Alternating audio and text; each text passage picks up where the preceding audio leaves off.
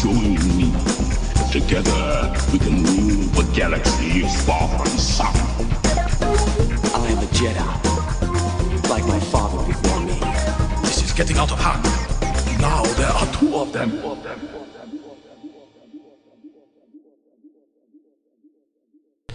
Hello there, Space Wizards, Plastic Spacemen, and Rebel Princesses. This is Todd Hoffman, and Trent Hoffman's not here, unfortunately, but it's Big T and Little T, a Star Wars podcast. Welcome to episode 52. Today we're going to be talking about first volume of Star Wars microseries, The Clone Wars. Unfortunately, Trent couldn't join me today, but it's just going to be me. But we've had a lot of cool stuff happening. One of the most recent things was Wrestlemania. Yes, that's right, brothers and sisters. Wrestlemania 37 came on. It was a couple weeks ago. Yeah, it was pretty awesome. I'm not going to lie. I enjoyed seeing wrestling in front of a live audience finally. So it was in Tampa Bay, and it was actually two nights. So it was April 10th and April 11th, and it was in Tampa, Florida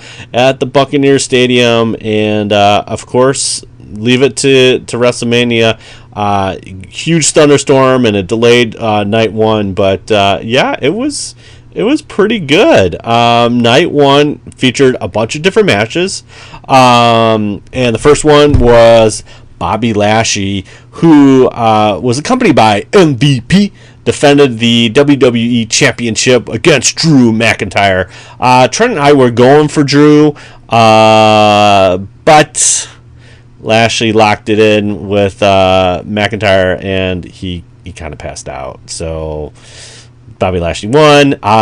Tag team turmoil match was there was a bunch of different mixed, it was women tag team, and they were fighting for a chance at night 2 against the women's tag team champions, and that was Nia Jax and Shania Baszler. So it was Lana and Naomi, Billie Kay and Camila, and then Riot Squad, Liv Morgan and Ruby Riott, and then Dana Brooke and Mandy Rose.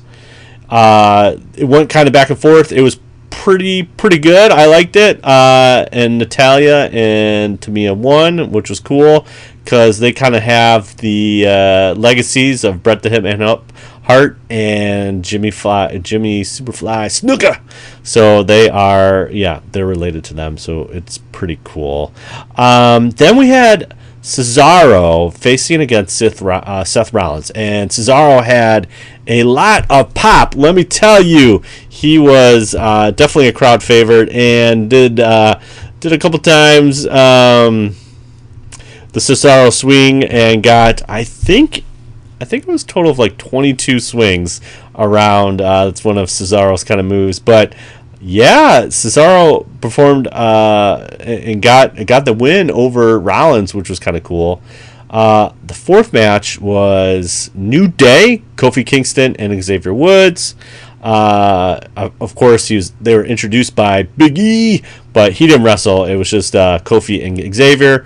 They were defending the Raw Tag Team championships against AJ Styles and I want to say it's Omas. I think that's how you say it.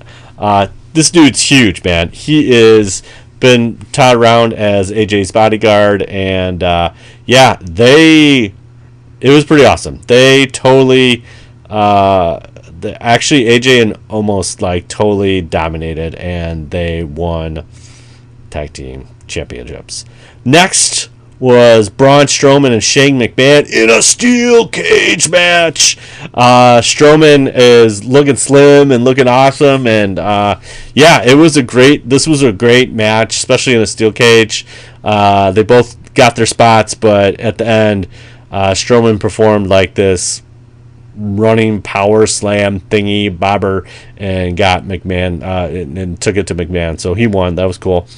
And then let's see, what else was there? There was Bad Bunny and Damian Priest faced The Miz and John Morrison. Dude, Bad Bunny, who is a rapper, singer, I don't know much about him. He's just, I know that he's a singer. He was landing some pretty cool wrestling moves. It was awesome. I was really impressed by his performance. And at the end, Bad Bunny and Priest did it, and they pinned Miz, which was fantastic. And then the main event, which was probably my favorite match out of both nights, it was Sasha Banks defending the Smackdown Women's Championship against Bianca Bel-Air. And dude, this was going back and forth. Oh my gosh, it was so cool, so awesome to watch. And yeah, it was a cool moment just to watch these ladies fight. And essentially Bianca won, and it was pretty amazing, which was kind of cool. They showed a lot of behind the scenes stuff, but essentially, Sasha's trying to sell that she's still injured, but she's smiling as Bianca won, which is kind of cool. Yeah, it was a very special night. Night 2, man, there's a lot of stuff going on. Randy Orton faces The Fiend. Randy Orton did his thing. We didn't watch his match because The Fiend is kind of scary with his masks and all that stuff, and so we didn't watch this one, but essentially Randy Orton RKO'd The Fiend. That's all you need to know. The next one, okay, so now Nia Jax and Shania Baszler are defending the WWE Women's Tag Team Championships against Natalya and Tamia. That they won the first night. Yeah, Jax and Baszler just took it, man. It was pretty straightforward. Okay, so now this one was kind of a gimmick match. We had Sami Zayn took on Kevin Owens, and Sami Zayn had Logan Paul ringside. Not much going on here. I'm a big Kevin Owens fan, and I thought he pretty much dominated and did his thing, and Owens won, which was great. And then but then Logan Paul's like, oh, okay, I really like you, Kevin Owens. But then Kevin Owens gave him a stunner, which was fantastic. We had fourth match of the night was Riddle defending the United States Championship against Sheamus. Actually, Sheamus took it to Riddle and got the title, which was awesome. And then we had Big E defending the Intercontinental Champions against Apollo Crews. Yeah, this one was interesting. These guys are two big men, but actually I was really surprised by the outcome because I believe Big E is from Florida. And so I was like, oh, he's going to totally get the win. But he doesn't. Crews won the title. Yeah, it's whatever. But Ahsoka, I want to say Ahsoka, but it's Asuka, defending the Raw Women's Champions against Rhea Ripley. This was going back and forth, but Ripley won, which was awesome. This was a cool match. And then the main event of WrestleMania, the two nights, Roman Reigns, obviously accompanied by Paul Heyman and Jey Uso, defending the Universal Championship against Edge and Daniel Bryan. That's right, triple threat match. This was going back and forth, obviously, because it's a triple threat match. I was totally pulling for Edge. I wanted Edge to win, but it didn't happen, and Roman laid the smacketh down and took out them, and it was crazy. So yeah, it was something else, man. So we were watching that, and yeah, let's just say it was a little crazy. So we just, it was pretty interesting.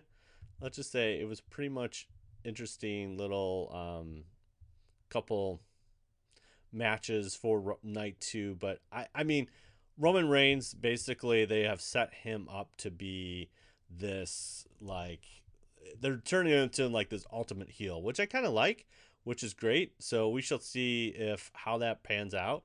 But yeah, it's going to be kind of interesting what they are going to do with Roman, which I'm pretty interested in, and seeing where that's gonna happen. and how they're going to handle Roman. So yeah, it's it should be pretty cool going forward.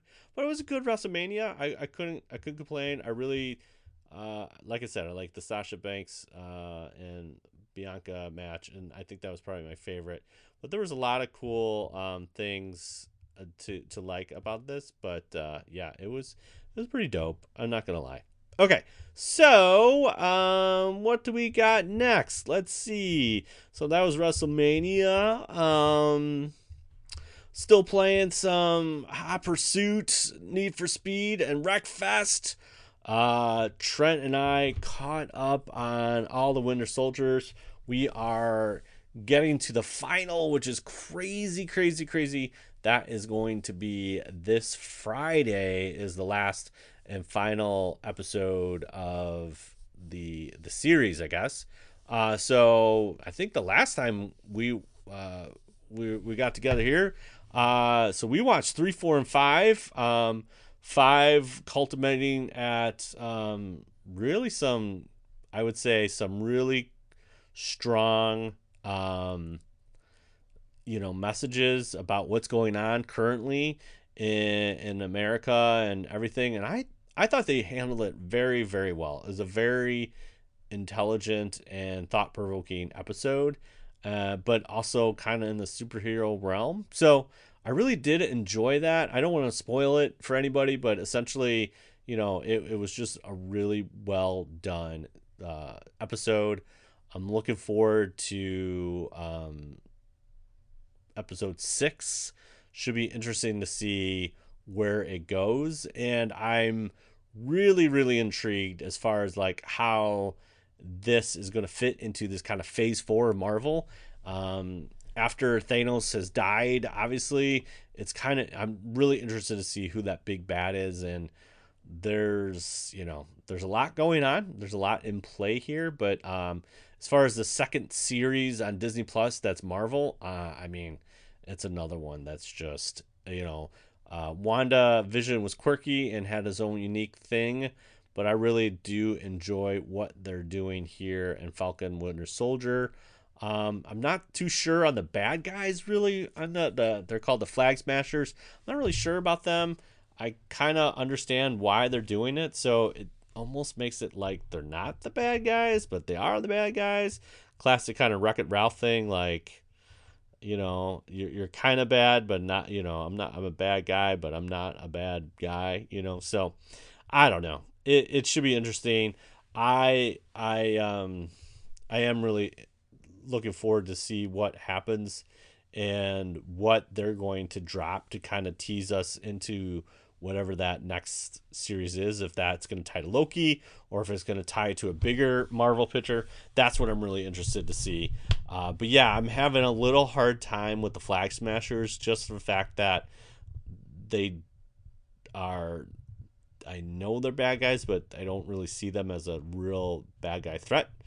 But yeah, huge kind of reveal for Marvel fans and comic book fans with Madam Hydra. But yeah, we should see how this pans out. I'm excited for that. All right, now on to our main topic tonight or today or whenever you're going to listen to this podcast. We are talking about the original Clone Wars, the micro series by Gendy Travesky. Jeez, I can't even talk. But this is one of the vintage collections now on Disney Plus. Trent and I watched it. Unfortunately, with schedules and everything like that, we couldn't do it. But yes, Gendy Tartakovsky. He is the creator of Dexter's Laboratory and Samurai Jack. I love those shows. I was definitely full-blown Samurai Jack fan. I mean, I enjoyed Dexter's Laboratory, but yeah, Samurai Jack is like my jam. And so I was super stoked when this first aired, and it's been a minute. Let's just say it's been a while since I've seen it. And so it's kind of cool kind of going back to this and seeing how this plays out. So we watched Volume 1. So that is Chapter 1 through Chapter 20. It's very similar to how they released it on the DVD. So that's how they split it up. And if you're not really familiar where this came from, what was really interesting about this series is that not only is it's bridging between Attack of the Clones and Attack of the Clones and Revenge of the Sith, but the way they released this was like kind of bizarre. It was almost, they called it micro series, and essentially it's like a commercial break. What they did is they essentially launched these micro series in between two shows. That's it. It was like 2 to 3 minutes. And yeah, it's just really amazing what they can do in the 2 to 3 minutes. It's a fun way of showing animation and a fun way of storytelling. And, you know, when you get to kind of these like 8-minute episodes, you're like, oh my gosh, this is amazing, you know? But yeah, it kind of sets up Revenge of the Sith, which is very interesting. And this was their first foray before the Clone Wars. This was the micro series, and again, I believe this was released sometime in 2003. I think that's when it was. It was altogether, it was 2003 to 2012, 2005, essentially giving us a little glimpse of bridging that gap between the two movies, which was interesting. But yeah, I just really like how they use these kind of commercial breaks to do it. So pretty interesting. So we're gonna just blast through some of these volume ones, and technically they're in 3 seasons. How they aired, and it was like 10, 10, and then 5. So the first season 1 was 10 episodes, and that aired basically in November of 2003. And then 2 more, season 2 was 10 more episodes. That was 2004, or March to April of 2004. And then finally, there was only 5 episodes in season 3, and that was March 22nd to, it was really 4 days, March 22nd to March 26th of 2005. So just 5 episodes. So it was like literally a week, and then it was done. So very, very interesting. So essentially, I'm just gonna blast through, use a guide here on old Wikipedia to just kind of go through them real quick. But essentially, what you have is these chapters, and we get to kind of see again Anakin and Obi-Wan interact in after Attack of the Clones. So first one is directly following the Battle of Geonosis, and Obi-Wan is taking the lead on assault on Molest. See, this is where I get stuck on these Star Wars names. I'm not very good at them. If I hear them, I can say them, but when I read them, sometimes I just butcher them. So it's like Monolist? I don't know. So they are preparing an attack, and then essentially Anakin is like, I'm out of here, and says bye to Padme, and that's it. So it's like essentially loading up, similar to a kind of a Attack of the Clones at the end. They're just loading up all the clones. They get ready to go, and you see a huge fleet getting ready and prepared to go to battle. This time, we get to see the ARC Troopers. Now, ARC Troopers, if you're not familiar, in Chapter 2, ARC Troopers are clone troopers that have a unique look, and they're very similar to... they've been hand-trained by Jango Fett. That's the thing about ARC Troopers. And so they're specialized above the regular clone troopers, and they got a kind of cool look. They wear I think that's called a Chimera or a kimono, or anyways, they almost have like a cape-ish around their waist, and they have a cool antenna just like Jango and Boba. So essentially they get shot down over this the banking clan's planet, Moonlist, gosh, I don't know. It's super cool. This is where the clones are not even talking. They're just doing a lot of military tactics, and they're starting to take out the bankers and the battle droids. Battle droid shoots on the ship. As the main kind of fleet goes to this one area, they kind of go backdoor to try to sneak in, because there's a huge cannon kind of blowing up the ships, and so they're trying to take that out. There's just a lot of cool Star Wars bits in here. There's one little bit where there's like a lizard thing, and it's just a little creature, and the ARC troopers kind of shoot at it and it squirts away. This one I really love because it's, like I said, it's just clone troopers pointing and doing things and actually killing people. And he's got this cool, it almost looks like a training remote, but he throws it up and it gives like this 3D picture of, it's kind of like a Pro Droid where it gives a 3D picture of the city. I don't know. There's just cool little beats in this one. This is one of my favorites. So then chapter 3, they're pinned down by enemy fire. Or must use, they kind of get to the target, which is cool. And then at the end, they're like on top of the cannon. They made the cannon. Like, yeah, we did it. Chapter 4, there's Rage in Space, and this is our first glimpse of Dirge. If you're not familiar with Dirge, he's this huge bounty hunter looking thing. He's actually got like a Mandalorian kind of crest, a Mythosaur crest on his chest. And he has IG Lancer droids. Yes, that's right. IG, our favorite IGs from Mandalorian and Empire. They make an appearance here. And it's pretty cool. Then chapter 5, we get Mon Calamari, Kit Fisto, and Scuba Troopers defend Calamari, and they go after Quarians. Again, Quarians are the squid-like people. Mon Calamari obviously are the Admiral Akbar kind of species, but Quarians were featured in season 2 of Mandalorian, and here they are, and we get to see Kit Fisto in action, and it's pretty awesome. There's a lot of cool battles, and essentially they have kind of like this large crab-like laser, and Kit Fisto uses the Force and makes these Force bubbles, and it sounds weird, but it works, and they take out the big old cannon. Chapter 6, Count Dooku. Yes, the Count. I really like this Count Dooku version. He's very stoic. I don't know. I just love him. Count Dooku arrives at Rat Attack, or to win this. Basically, this is a gladiator. Pretty awesome.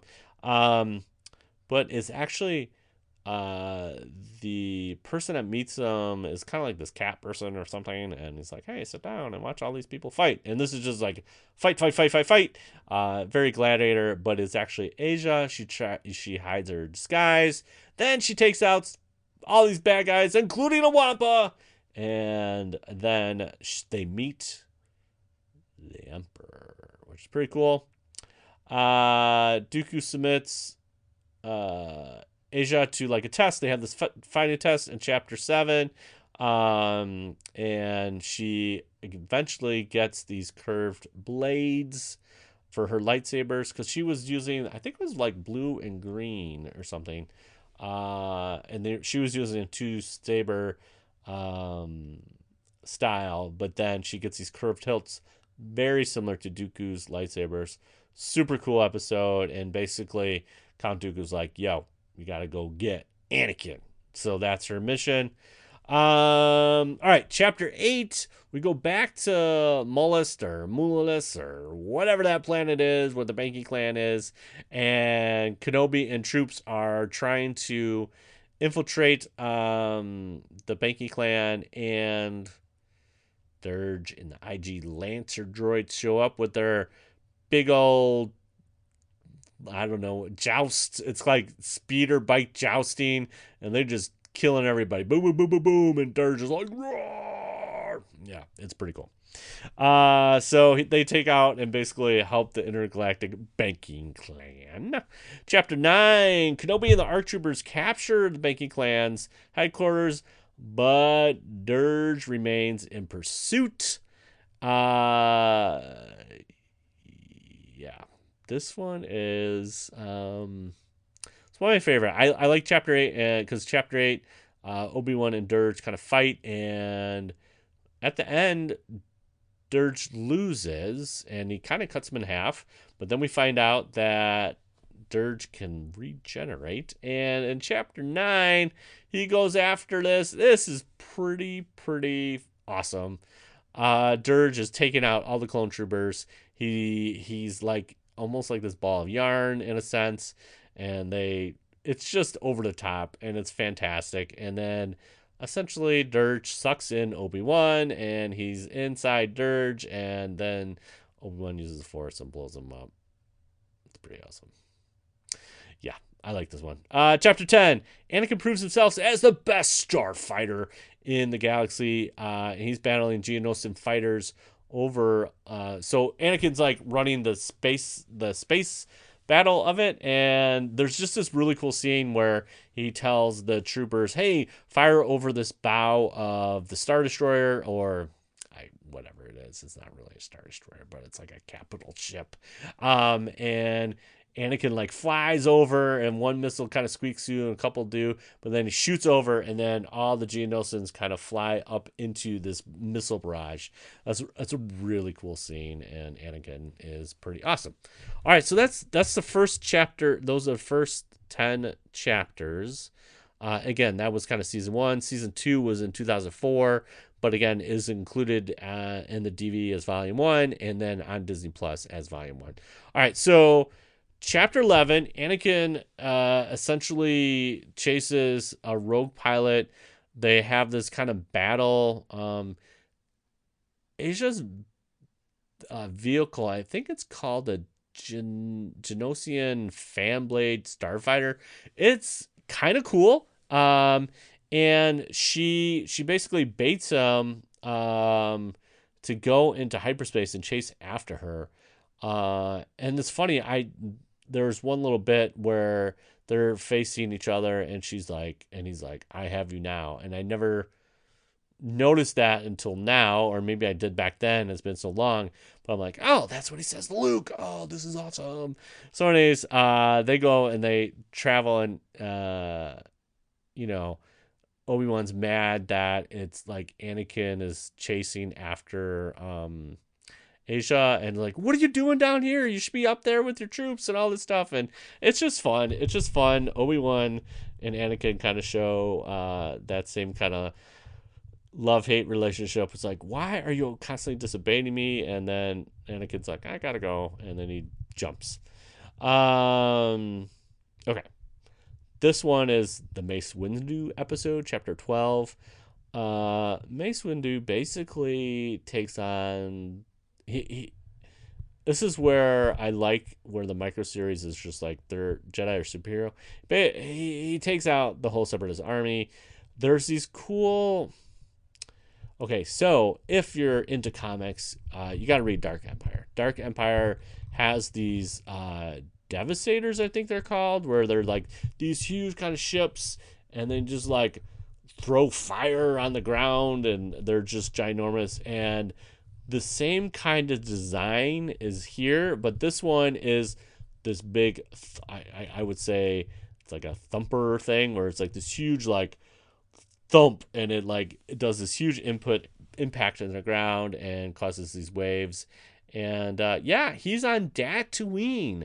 That is where Princess Leia said, "Yes, the Rebel base on Tatooine." Well, they weren't there when the Empire checked it out, but they were here in the Clone Wars. And essentially, Mace takes out the whole army, and there's this little boy with a floppy hat, kind of like Luke, watching on, and it is amazing. And then at the end, little boy gives him some water. This is one of my favorite episodes too. I love Mace. Love seeing Mace in action. It's pretty dope.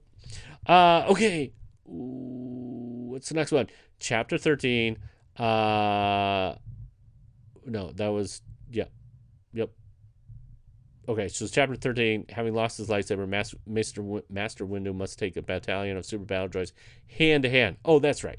So the first one is essentially Windu setting that up, and then chapter 13, he takes on the whole thing. So it's a combo. I forget, these are only 2 minutes long, so there's a lot to unpack, but there you go. Chapter 14, okay, this is our first introduction to Ilum. And Ilum is where there's kyber crystals there. And we also see this in Jedi Fallen Order. Yes, the planet of Ilum is visited by Cal Kestis, and this is where we see Luminar and Maurice Ophi, her Padawan, visit this planet, and she's teaching.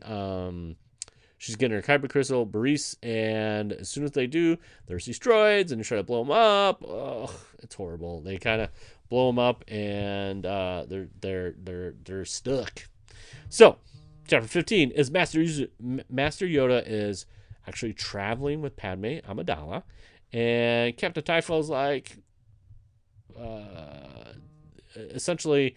Yoda feels this in the Force and says, "Hey, Captain Typho, we gotta go to Ilum." And Captain Typho's like, "No," but then Yoda uses a Jedi mind trick, and of course, Padme agrees.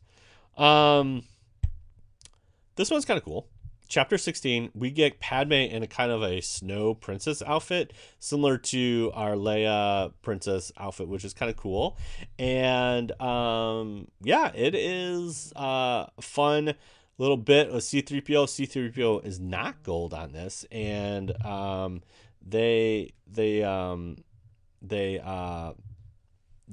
she uses C-3PO as a decoy to pull out these kind of chameleon spider droids. I don't know what you call them, but it is super, super fun. And so they do that, and Padme actually helps out. And then we're back, and does Yoda? Yes, Yoda shows up at the end, and they've rescued Luminari and Baris Ophi. No sex. Chapter 17.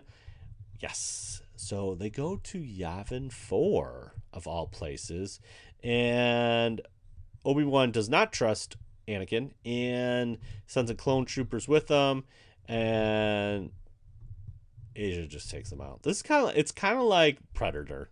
That's pretty much, if you watch Predator, then this is pretty much it. Asia literally takes out all the clones. And it's kind of scary. Like, hey, what's happening? They don't see her. So they do. They fight on these temples. It just makes a very great background. They're in the jungle, Yavin 4, battling. There's this cool moon. It's like boom, boom, boom, boom, boom. So they're battling there. And these are called, I think they're called Massa Icy. Am I saying that right? Masai. See, this is where I get it. It's MASSASSI. Star Wars, why do you have these weird names? But they do. And if you're into the EU, this is where XR Khan was.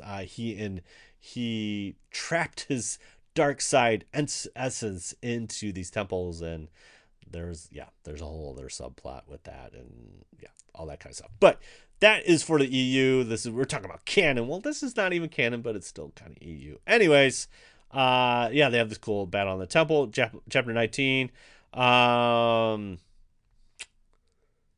This is where Anakin, I don't know if they show this part where he gets his scar, but Asia is the one that gives him the scar. I don't know if that was the comics or here. I can't remember, but essentially they fight it out, but Anakin is real close to the dark side, and it's like, and there's kind of cool flashback where he sees kind of all these different masters, but he's like, bah, bah, bah, bah, bah, bah, and he's like screams in the air, and Asia kind of falls to her death. And then back to 20.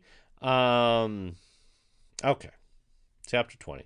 This is the longest episode so far. We get our Shaggy Jedi. We get okay.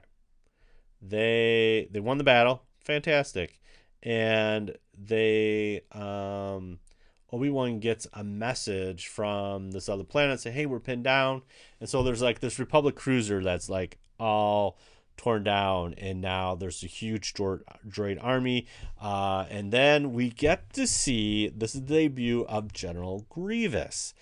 Yes, the coughing General Grievous does not exist in this film. He is, or picture or cartoon or whatever you talked about, but He is pretty awesome in this. And essentially, everyone's sweating. They're scared. And Kaya Mundai's like, yo, you got to slow down. So we got Kaya Mundai, Shakti, Ayla Sakura. Kind of three kind of fan favorites. Then, okay, here's the thing. It's the weird names. Karuk, Terasi, and then, yes, one of them is Shaggy, like Shaggy. I think this guy's Shaggy Jedi. But anyways, I they fight it off, and it just John Grievous is just kicking their tail, and that's how it ends. That's it. Volume 1 leaves it really with a cliffhanger. I thought, again, it was really cool to kind of revisit all the story is obviously a little different than what the canon is now, but I just love it. It was, I remember seeing it back when In Between, and it was everything I wanted and more. And seeing the Clone Wars now, obviously the animation or the CGI ones are great. They're fantastic. This one holds a special place in my heart. Trent, I know we've watched this together before, but he was like, oh yeah, I do kind of remember this. So it was fun watching it with Trent, and I think we really enjoyed it was just fun watching it in a different way, and it's cool that again we have an opportunity to see that on Disney Plus now. You can check it out anytime. So again, I really like the Mesa episode. I actually really like the Kit Fisto episode because it's in water. It's kind of cool. And I do like this kind of epic showdown with General Grievous. But I think my all-time favorite one is when the clone troopers are pinned down and they just like do their thing. And it's so good. So good. Gendy is amazing at animation. It is really, this one's to me is like a masterclass in how to tell a story. Very little dialogue, but great animation. And Gendy pulls it off, and you still get the Star Wars feels. I think that's a really testament to how tight these stories are, but also kind of exploring the lore a little bit more. So they're a gem. I would highly recommend it. We did that was volume 1. So definitely check that out on the Diz Plus. All right, well, that's a wrap, guys, for this show. I want to thank again all our Space Wizards, Plastic Spacemen, and Rebel Princesses. Thanks again for listening to another episode 52. I can't believe it. We're at 52. That is awesome. Hey, you can find us on the socials. That's Big T, Little T Podcast, Instagram, BLILT Podcast on Twitter, and soon to be, hopefully soon, twitch.tv forward slash Big T Little T is on Twitch. I had to get a new computer. These are things. So hopefully my old laptop couldn't handle the power. It can't handle the power of what I needed to do. So got a new laptop. And hopefully soon we'll back to doing some streams. So we're super excited about that and looking forward to making that happen. What else? Oh, we got stickers. Yes, we want to hear from you. So you can email us at bigtlittlepodcast@gmail.com. If you comment, rate, or tweet us, or rate us, or tweet us, or whatever, rate us on Apple Podcast. Or if you want to drop us a question, we will definitely answer that and send you a sticker. In 2 weeks, guess what's happened in 2 weeks? Less than 2 weeks. We have May the 4th. And you know what comes out? Bad Batch. So we will definitely be covering that. We're going to try to squeeze in one more episode, hopefully before May the 4th. But we are super excited for Bad Batch. So I think we'll be returning to a weekly format for a little bit. We have to cover Bad Batch, and so we're super excited for that. And we can't wait to discuss that with everyone. I think that's it. it's weird doing this sometimes by myself. I wish little T was here, but he wishes you all well. And there's only one way to end this. Truly wonderful the mind of the child is. And as we always say, may the force be with you always. Bye.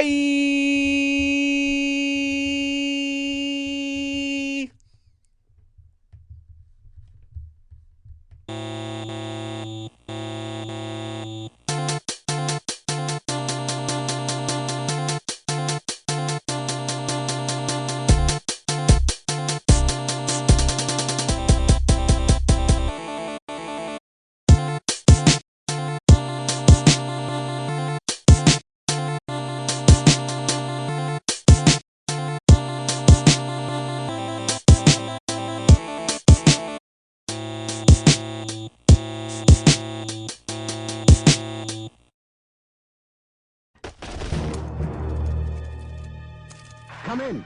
Master Barrack! Come in!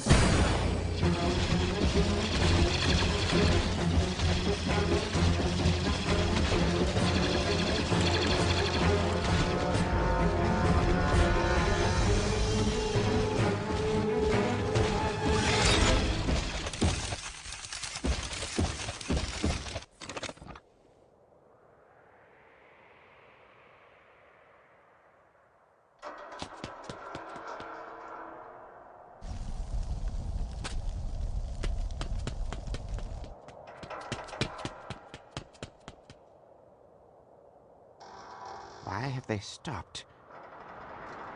Master? Go, go!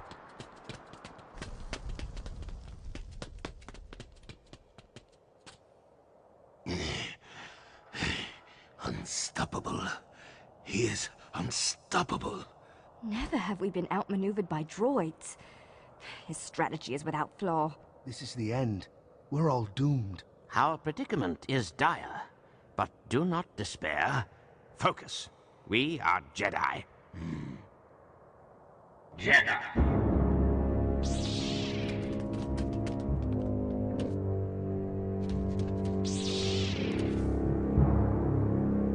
You are surrounded. Your army is decimated. Make peace with the foes now. For this is your final hour. But know that I, General Grievous, am not completely without mercy. I will grant you a warrior's death. Prepare.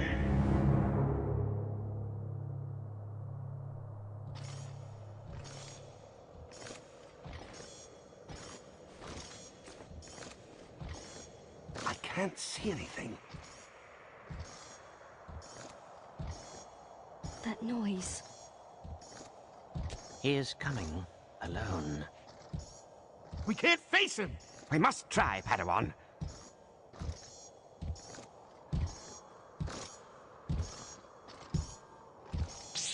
It's close, but where? It's all around us! Calm yourself. Steady.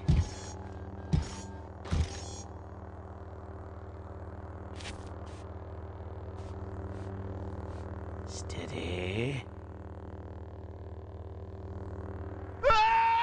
No!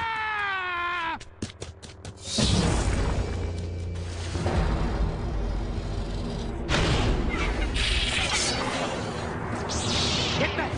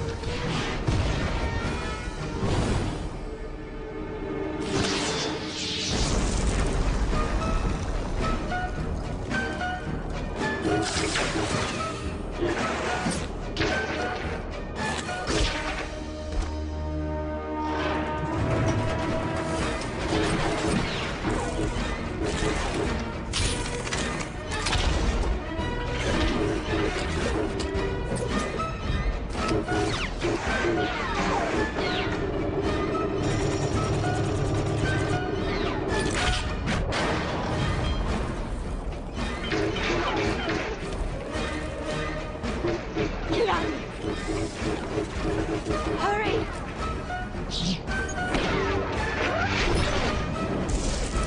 No! Shakti!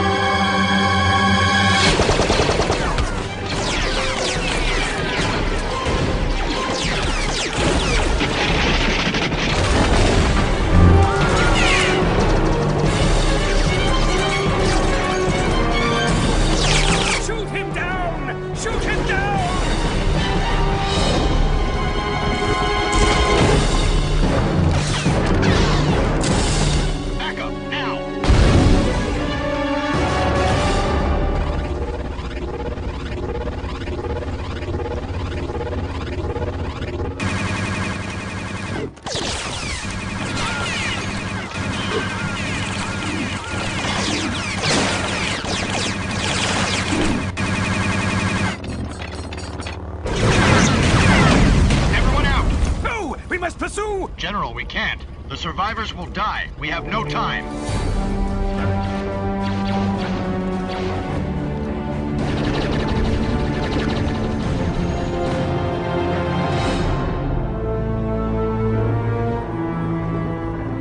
Ayla. Shakti! They're stabilized, sir. They just might make it. And the others? They are all dead, sir.